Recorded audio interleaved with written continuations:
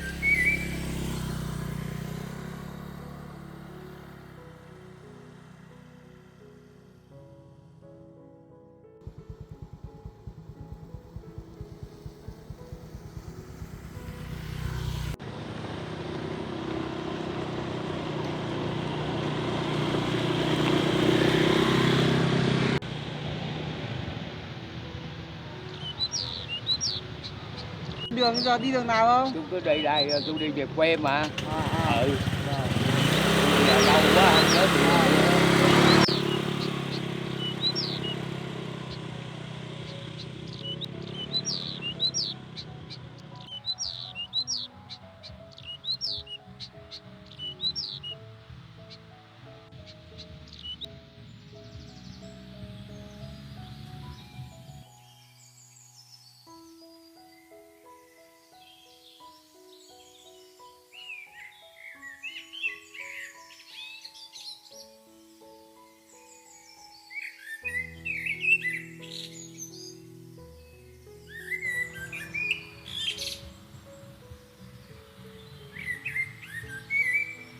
Đến rồi không?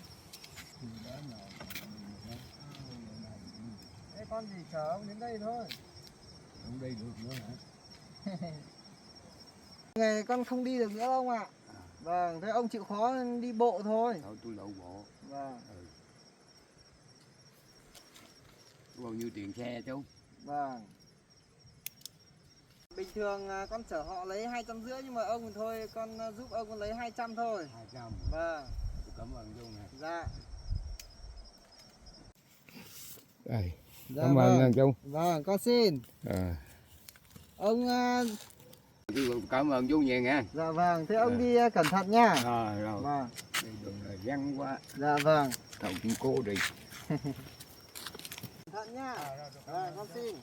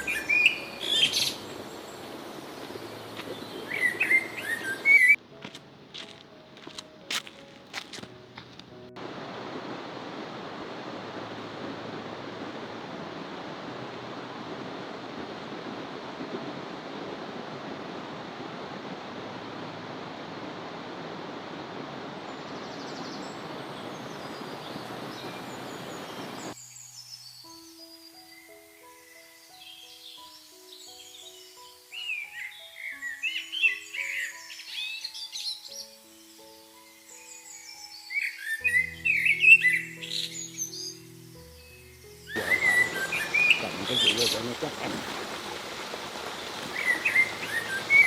có gì phản ứng rừng cục lắm.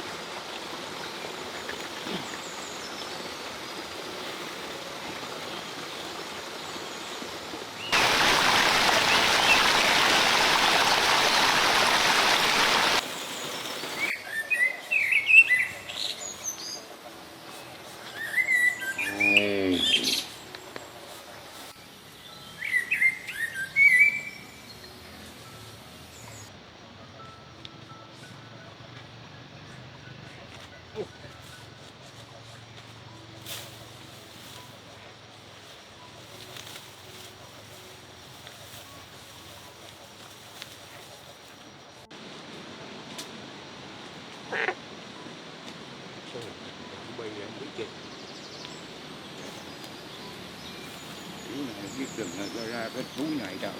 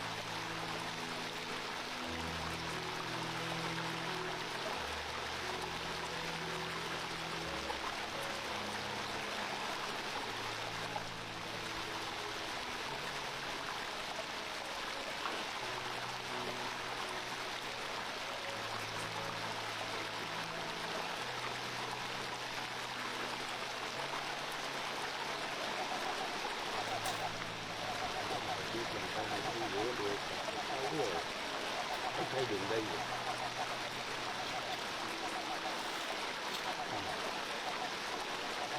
còn nãy mệt quá rồi. Thấy đường đây còn kia rừng rừng nữa chứ. Trâu quá làm sao dám đi rừng ta. Mấy mình tạm vô đây ngủ đỡ một đêm. Đừng hết được rồi. Bức quá rồi.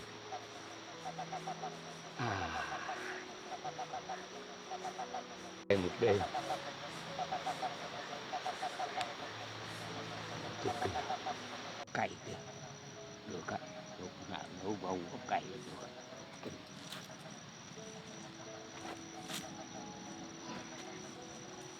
Ôi trời. Mấy chục năm. Rầu lắm rồi. Rồi biết đường biết xa hết.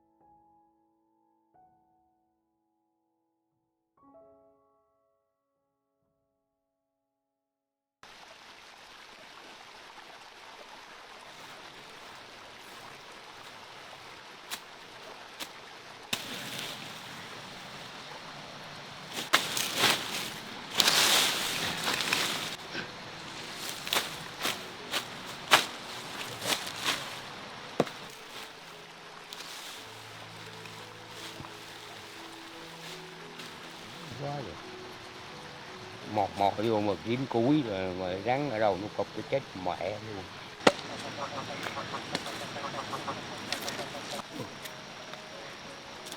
Thương mình.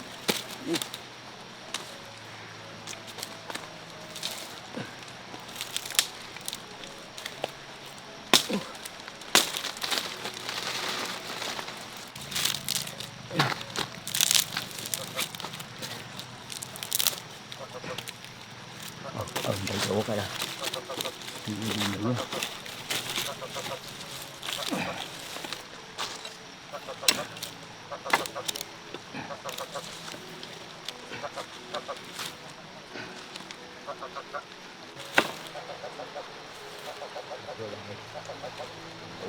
Chân này có con ngựa. Nắm trong rồi nắp.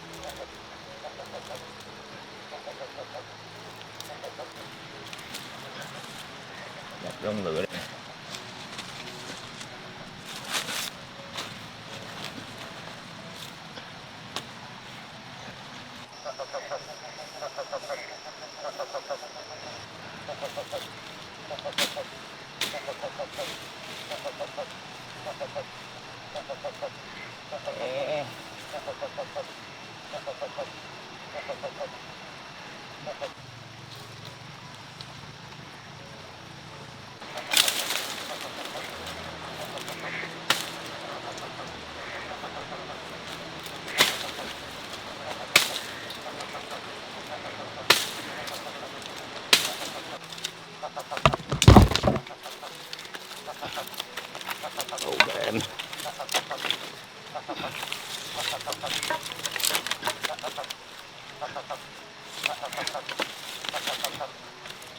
Bắt cái lị thằng thủ cái lửa trên mình. Đây đây ông mà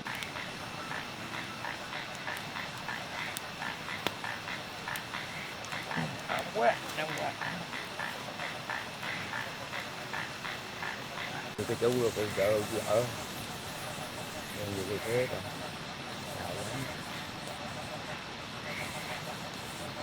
ở đó mà lấy 200 cái cửa đúng rồi.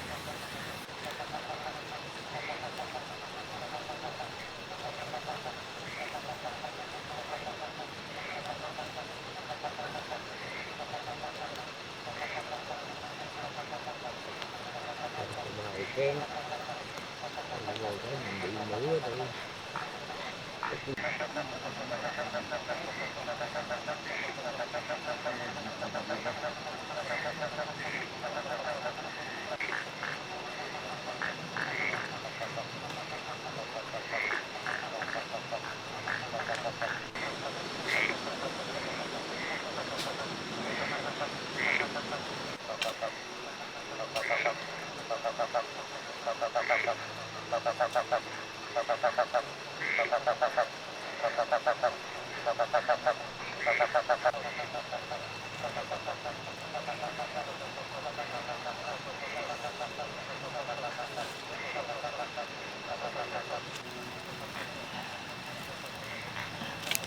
Ngủ lại à, ngủ.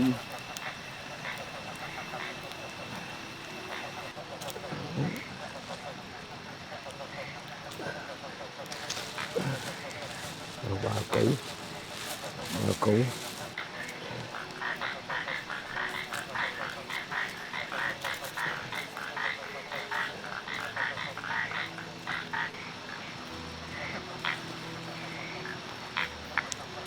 Đúng nóng lực á.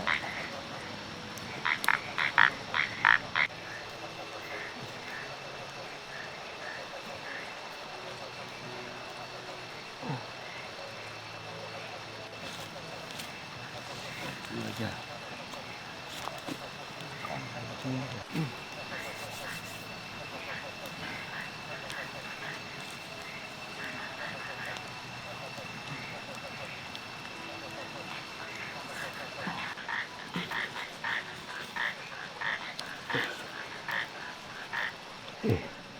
Nóng quá.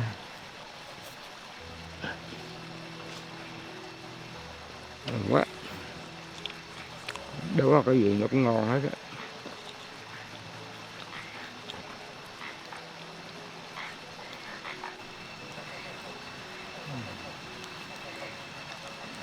Tấu du không thấy cái khô nữa.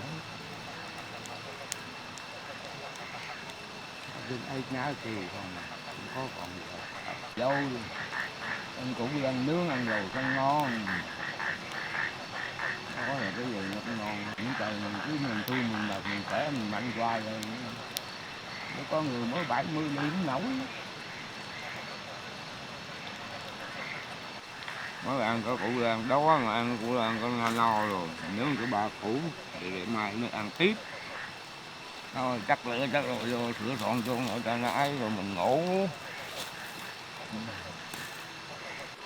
Có con gì nó thấy lửa nó cũng đỡ, nó không có dám tới. Lửa là không có con gì dám tới hết á. Mình cũng từng sống trên núi mà.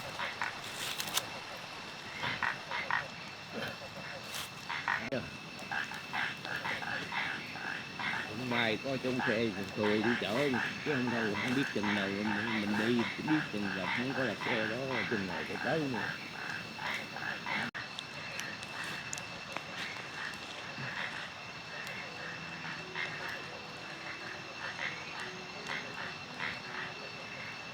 Đắp cái đầu nó có mũi có dễ đồ nó cũng đỡ. Đời mình đời mình bao nhiêu bạn cũng đủ sống.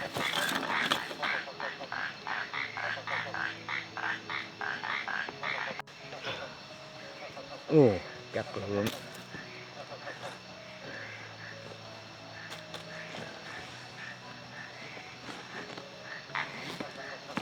rồi đâu để mình đáp vô đây.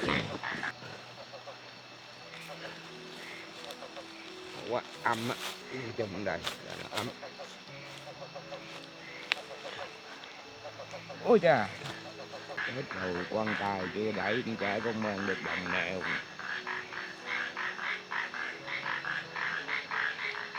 Cũng còn do mình khỏe qua rồi mình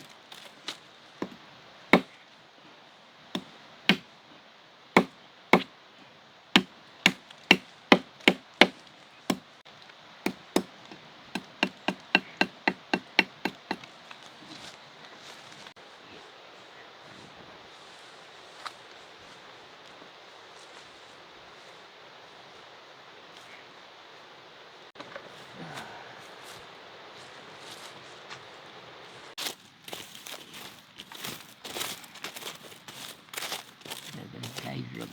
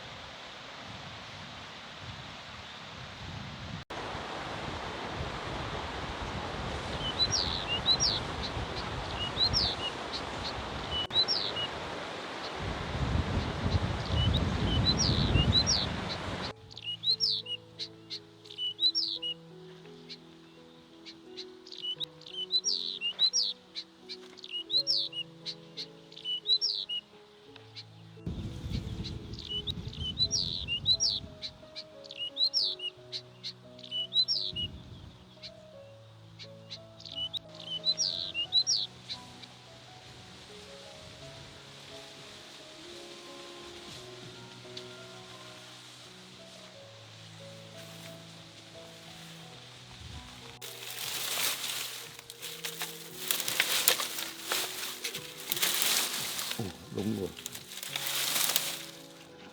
Con cắt ghê. Đúng.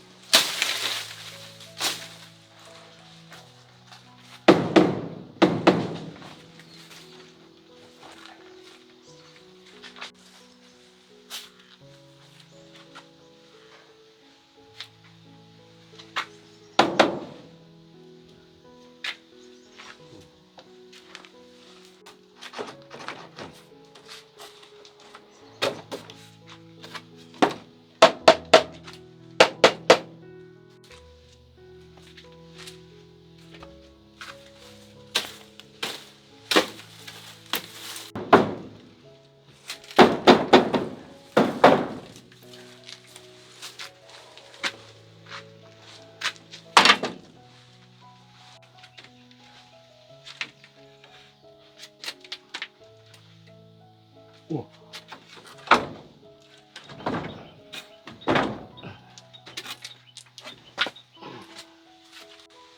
Giờ mình hết đường đi rồi.